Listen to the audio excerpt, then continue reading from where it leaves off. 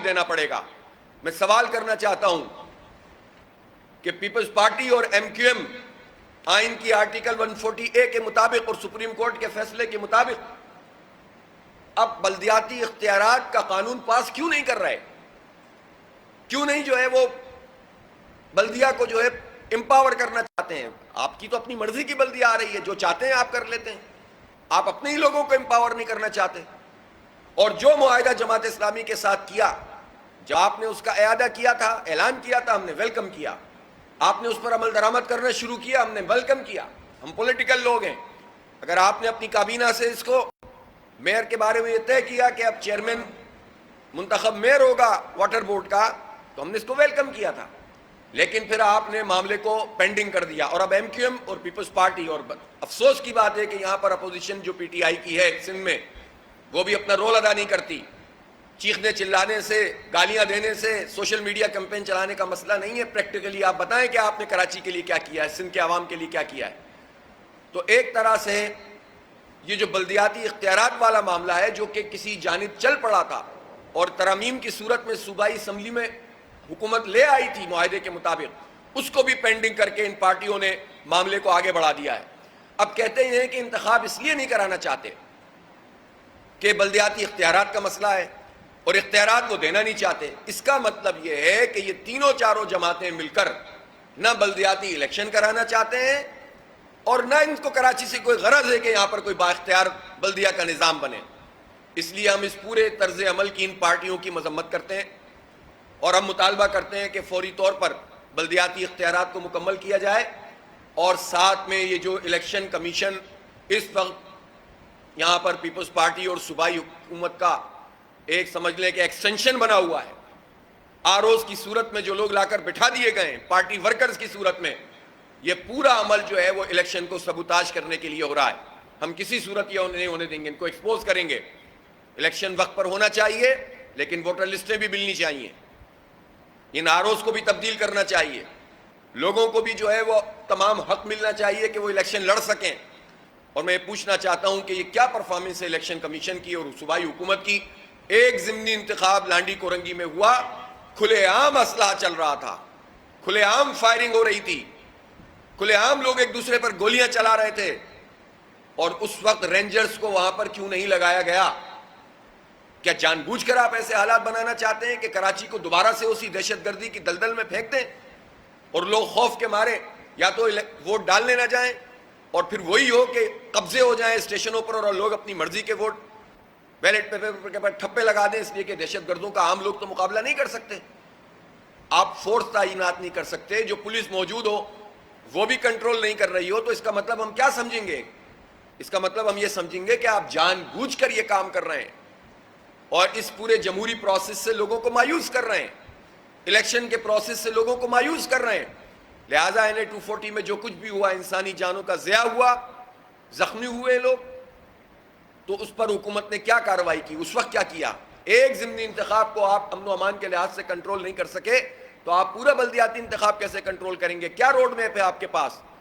Pakistan rangers کے پاس، Sindh rangers کے پاس کیا روڈ میپ ہے؟ جو ہماری لا انفورسنگ ایجنسیز ہیں وہ کیا رول پلے کر رہی ہیں؟ انہوں نے کیا رپورٹ بنائی ہے؟ وہ بتائیں کہ NA 240 میں کیا ہوا۔ یہ سب کی رسپانسبلٹی ہے۔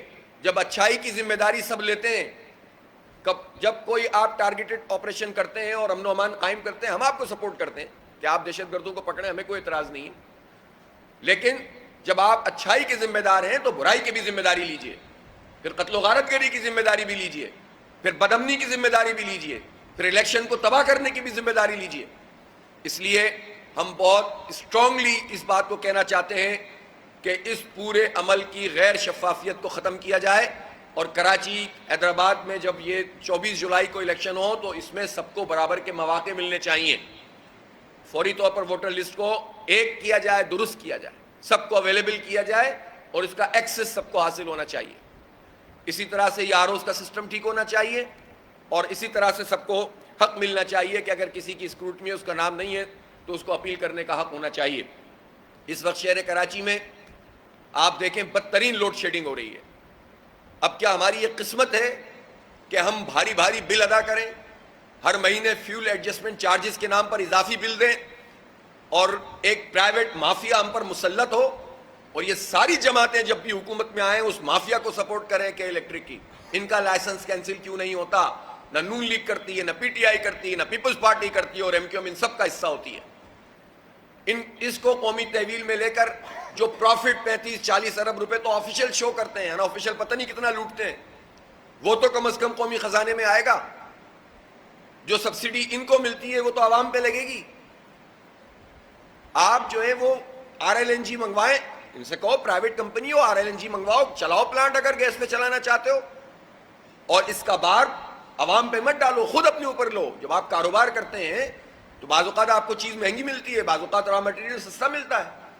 تو یہ تو نہیں ہوتا کہ آپ فوری طور پر کہیں کہ نہیں صاحب سب اچھائیوں کا پروفٹ کا ذمہ دار تو میں ہوں، لاس کا ذمہ دار میں نہیں ہوں. پھر کاروبار کیا ہوا؟ تو ایک پرائیویٹ کمپنی جب کاروبار کرنے کے لیے یہاں پر آئی ہے تو پھر اس کو ساری مراحت دی جائے کہ اس کا پروفٹ چلتا رہے اور کراچی کے عوام برباد ہوتے رہیں. 42 ارب روپے کھائے بیٹھی ہے یہ کمپنی کراچی کے عوام کے کلو بیک کے. کوئی حکومت، کوئی عدالت عوام کا ساتھ نہیں دے رہی ہے، پینڈنگ چلے ہوئے. عدالتی نظام پر سوال یا نشان ہے. ہائی کورٹ ہو یا سپریم کورٹ کے الیکٹرک مافیا کی سرپرستی کر رہا ہے. ذمہ داری سے یہ بات کہہ رہا ہوں میں. ان کو سپورٹ کرتے ہیں. ان کا ایکسکلوسیو لائسنس جو ایکسکلوسیوٹی ہے اس کو سپریم کورٹ نے اپنے ریمارکس میں 10 دفعہ کہا، لیکن چیمبر میں جا کر پی ٹی آئی اس وقت حکومت تھی اور ان کے وزراء نے جا کر کے الیکٹرک کی سفارش کی تو سپریم کورٹ بھی جو ہے وہ سفارش کی آ گئی اور کے الیکٹرک کے خلاف کارروائی نہیں کی گئی. ابراج گروپ کے خلاف، عارف نقوی کے خلاف کوئی کارروائی نہیں کرنا چاہتا، نہ نون لیگ، نہ پی ٹی آئی، نہ پیپلز پارٹی.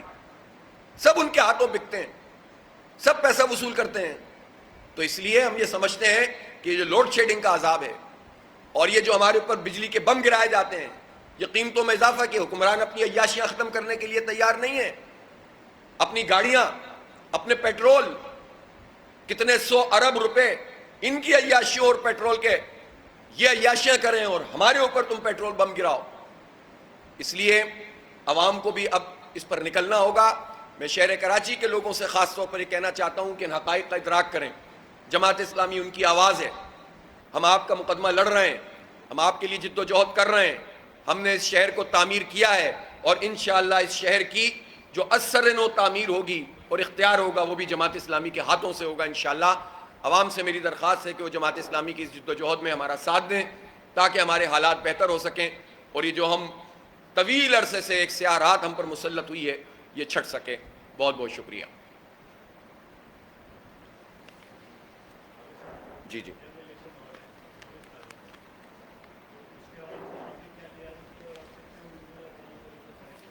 دیکھیں، جہاں تک بلدیاتی الیکشن کی تیاری کا تعلق ہے، الحمدللہ جماعت اسلامی نے اپنے تمام سیٹوں کے اوپر کینڈیڈیٹ کھڑے کیے ہیں. تقریباً کراچی میں 246 ملین کونسلیں ہیں تو ہر جگہ ہمارے ہیں. 2-4 جگہ کوئی لوکل ایڈجسٹمنٹ ہوئی ہوگی جو کسی پارٹی یا برادری یا کسی سے، وہ الگ بات ہے. اس ایڈجسٹمنٹ کے علاوہ ہم تمام سیٹوں پہ الیکشن لڑ رہے ہیں. ٹھیک ہے.